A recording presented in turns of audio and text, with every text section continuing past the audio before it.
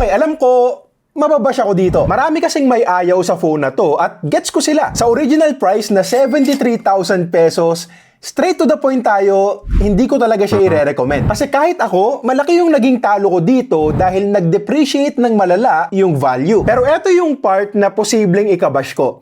Ngayong legit na bagsak na yung presyo at minsan mas mura pa nga sa base iPhone 17, tingin ko pwede na siyang i-consider ng ilang tao. Hindi pa rin para sa lahat pero may mga matutuwang gamitin to. At sa video na to, yan yung pag-uusapan natin. Matagal ko na rin gamit itong iPhone Air. Binabalik-balikan ko to. So, isi-share ko sa inyo ngayon yung experience ko at yung mga nakita kong pros and cons base sa aktual na paggamit nito bilang daily driver. So, kung interesado ka sa iPhone Air pero nag-aalangan ka pa rin, eto na yung video na tutulong sa'yo. Start tayo.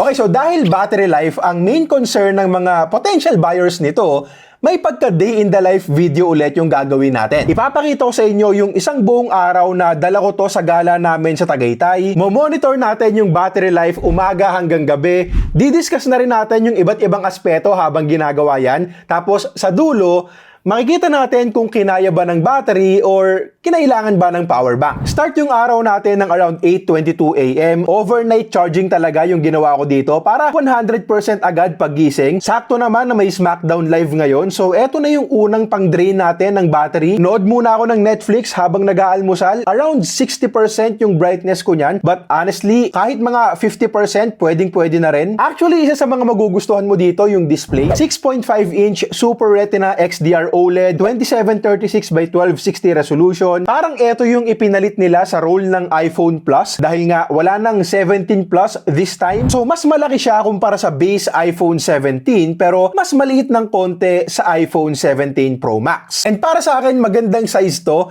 na hindi sobra at hindi rin kulang. Speaking of hindi kulang, yung brightness, sabi ko nga usually nasa 50% below lang yung brightness kapag ginagamit ko to indoors. Sa buong paggamit ko, wala namang moments na ay kulang sa brightness, hindi ko makita ng maayos kung sino ba talaga ang mastermind?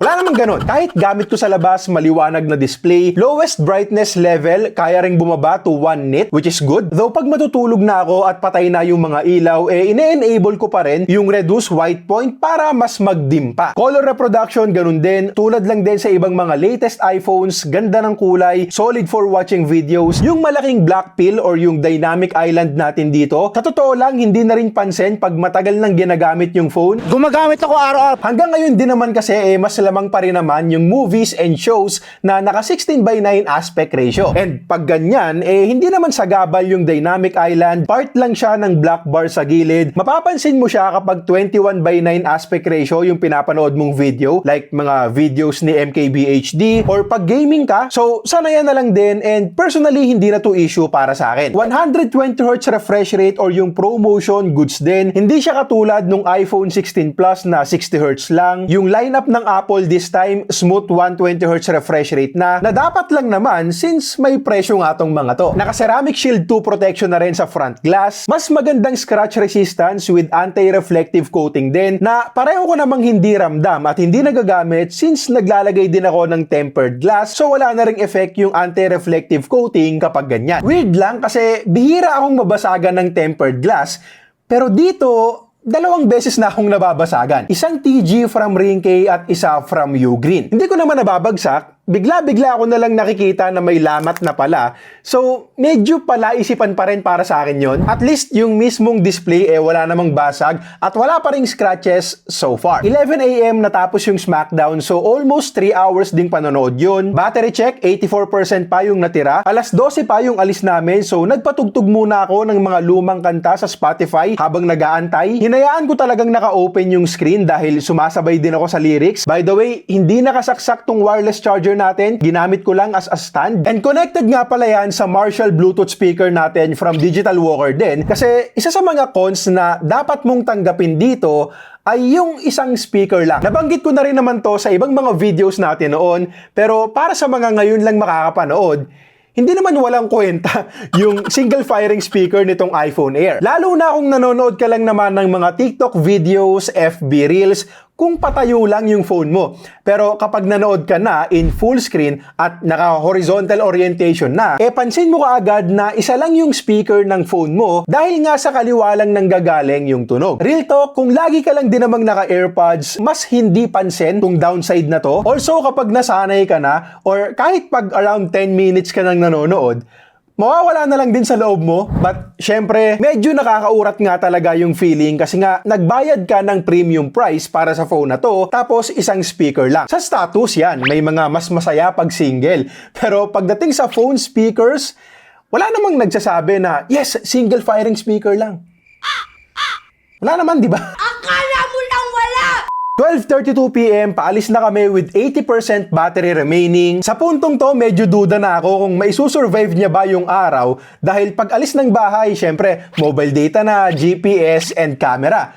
So, nagdala na rin ako ng power bank para sure. 5G speed test habang nasa biyahe, Rosario, Cavite to, and all goods tayo. Actually, ito rin yung maganda sa mga iPhones, at least sa experience ko. Hindi ako namomroblema sa signal at ganun din dito. Pag nag-i-speed test ako, usually mataas din yung resulta. Wala akong nagiging issue sa mga calls, pag-receive ng mga text messages, Wi-Fi connection, okay din lahat. So, ang problema lang dito, walang physical SIM slot. eSIM lang talaga yung pwede. Kung naka-eSIM ka na, hindi naman problema. But ako kasi, isang eSIM, isang physical SIM card yung gamit ko. Wait a minute! So, hindi ko maisaksak yung isa dito. Wala akong kabit ha. 2 SIM cards lang talaga ang kailangan ko. Hindi 2 pamilya. Mahigit 1 oras din yung biyahe namin, so nagsulat muna ako ng konting script. Hindi ito yung phone na may pinakamagandang vibration motor na gets na rin naman since limited nga lang yung space. Pero satisfying pa rin naman kahit na very subtle lang yung haptic feedback sa bawat pindot ko. At sa totoo lang, ang sarap pa rin mag-type ng script dito kasi sobrang komportabling gamitin.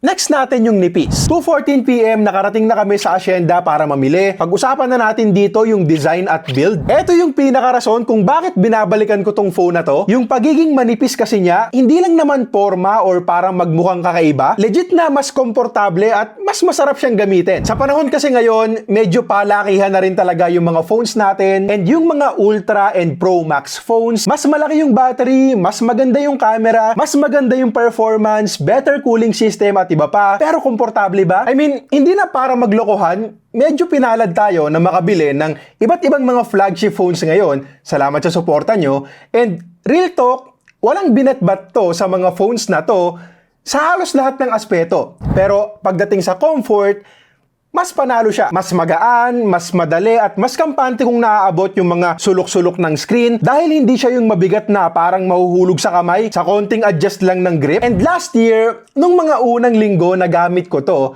medyo corny at parang OA na kwento, pero akala ko talaga nawala yung phone ko sa mall kasi habang naglalakad kami, usually may malaking bar na nakaumbok sa bulsa ko, Pro Max na iPhone. So nung eto yung gamit ko, may time na asan yung phone ko? Kasi halos hindi talaga siya ramdam sa bulsa at nakakapanibago sa akin yon since sanay nga ako sa malalaking phones. O iba? Yun yung nangyari. Paano gagawin natin? Huwag kayo iiyak. Yung tibay naman, syempre, isa rin sa mga pagdududahan natin. Sobrang nipis, baka madaling mabali pag nadaganan, and marami ng videos na nagpakitang matibay. And despite the thinness, surprisingly, eto daw yung most durable iPhone so far according to Apple. Eto na nga lang din pala yung naka-titanium frame sa latest lineup nila. Pwede nyong panoorin yung video ni Zach ng Jerry Rig Everything para makita nyo yung actual durability and bend test. Kasi hindi ko gagawin yan dito. Hindi pa tayo mayaman.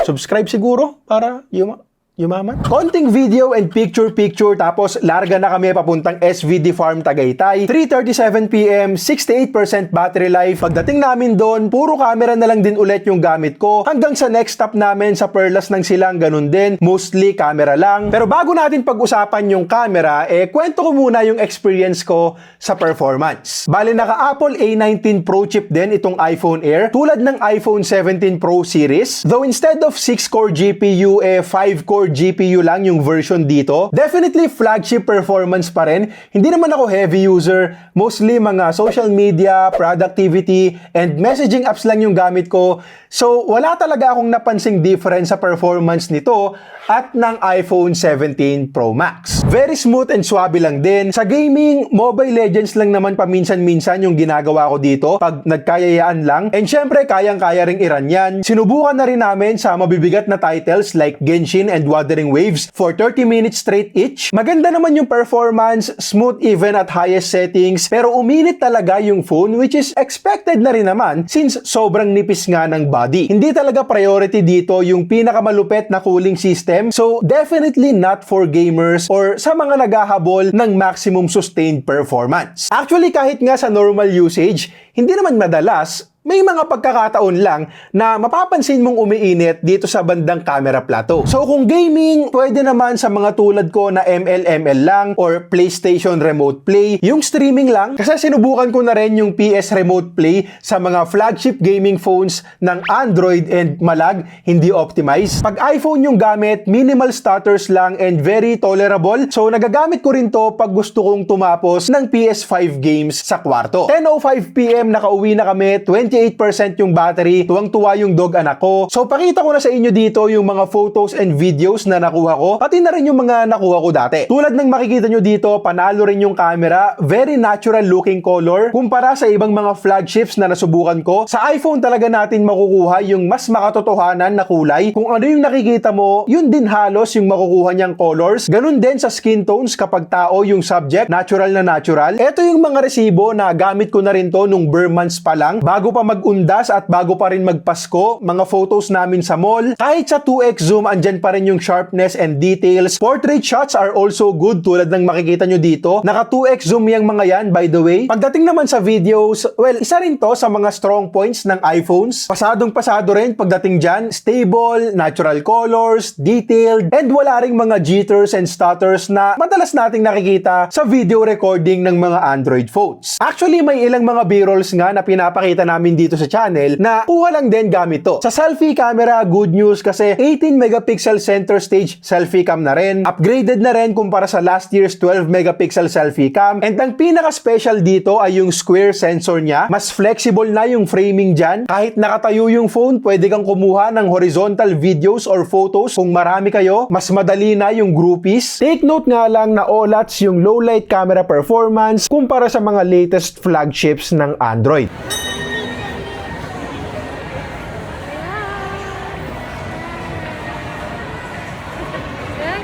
Hi! Smile!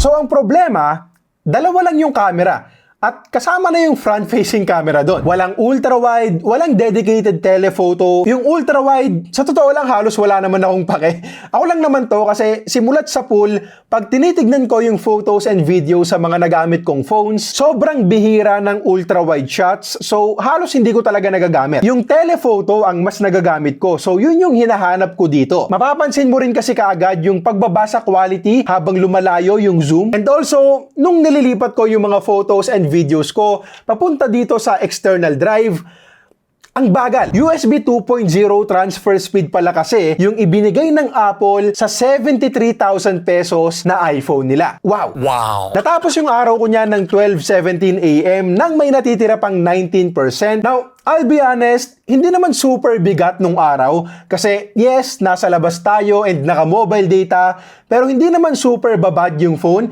Hindi rin naging todo yung paggamit ko ng camera since gusto ko ring ma-enjoy yung gala. Namili din kami, kumain. Pero ang good news dito, na-survive niya yung araw and most of the time, ganyan din naman talaga yung nangyayari sa akin. Usually, 6 hours plus yung screen on time na nakukuha ko dito, which is enough na para sa mga normal na araw ko. Kinakapos lang ako sa battery nito kapag nagpupuyat. Madalas niyan, around 10 PM, below 20% na lang talaga yung battery. So kung magne-Netflix pa ako noon, or Facebook scrolling, or games, kakapusin talaga. Maihahalin tulad ko yung battery life nito sa battery experience ko ng Samsung Galaxy Z Flip 7. Halos pareho talaga sila na usually enough yung battery para sa normal na araw ko pero hindi uubra sa extended use. Tapos ang problema pa, maliit na nga yung battery ang tagal pang mag-charge. Minsan 1.5 oras, minsan umaabot pa ng 1 hour and 49 minutes from 10 to 100%. Malayong experience kumpara sa ibang mga phones na less than 1 hour lang yung charging time, kahit pa doble nito yung battery capacity. MagSafe wireless charging, buti naman na meron pa rin. Magagamitan natin ng magnetic wireless power banks or desktop wireless chargers. Pwede mo ring itambay-tambay dyan para laging fully charged at hindi ka kapusin. Okay, so iPhone Air, dederechuhin ko na kayo. Unang-una, hindi to para sa mga gamers and definitely not for pro users. Isa lang yung rear camera, isa lang yung speaker, USB 2.0 lang, what the hell? Kung pro user ka, most probably kapos yung battery sa'yo, mabagal ding mag-charge, sobrang hirap niya talagang i-recommend, lalo na sa original price na 73,000 pesos. Pero kung light to moderate user ka lang naman at gusto mo ng daily phone na komportableng gamitin dahil sobrang nipis at magaan, tapos nasa Apple ecosystem ka na rin, may AirPods ka, may Apple Watch ka, MacBook at iba pa, pwede ko na itong ma-recommend sa'yo. Hindi pa rin sa 73K kung ganun yung presyo, X pa rin sa akin to. Pero ngayon kasi, madalas ko na siyang makitang nakasale. Most probably dahil konti nga lang din yung bumibili. Last 5.5 sale, nakita ko to sa Beyond the Box Shopee for less than 50k na lang. So, more than 30% off. Brand new, syempre. At dyan, pwede na siyang i-consider. Alam kong marami pa rin hindi sasang-ayon kasi nga 50k pa rin yan. And ang daming compromises. Kaya rin pinupunto ko na hindi talaga para sa lahat. Para to sa mga day 1 pa lang, kahit alam na yung mga cons, very interested pa rin sa iPhone Air, pero nag-aalangan. So, ngayong mas mura na, mas katanggap-tanggap na siya. Also, mention ko lang din na sa Facebook Reels and TikTok comments natin, maraming may ayaw dito, understandably, pero yung mga actual users at mga bumili, marami sa kanila ang masaya at kontento. Well, nabili na rin kasi nila, so happy na lang, di ba? Hindi tayo Apple fanboy. Para sa akin nga, mas magandang phone itong Oppo Find X9 Ultra kumpara dito sa iPhone 17 Pro Max. At hindi rin to sponsored Baka lang may mag-comment. Sariling pera, eto yung resibo na binili ko to sa Shopee noon. Installment pa nga, sasampal ko sa magko-comment. Joke lang. Ang trabaho ko kasi, ibigay sa inyo yung honest opinion ko at yung experience ko sa actual na paggamit ng phone. So, final verdict ko, 73,000 pesos hard pass. Below 50k, pwedeng-pwede na para sa tamang tao. Okay, so yun lang muna para sa ngayon. Subscribe kung nakatulong tong video. Kung naka-iPhone Air ka, comment mo naman yung experience mo so far. Kung wala, anong tingin mo dito? Bibili ka na ba or hard pass pa rin? Let me know sa comments at kita-kits tayo sa next video.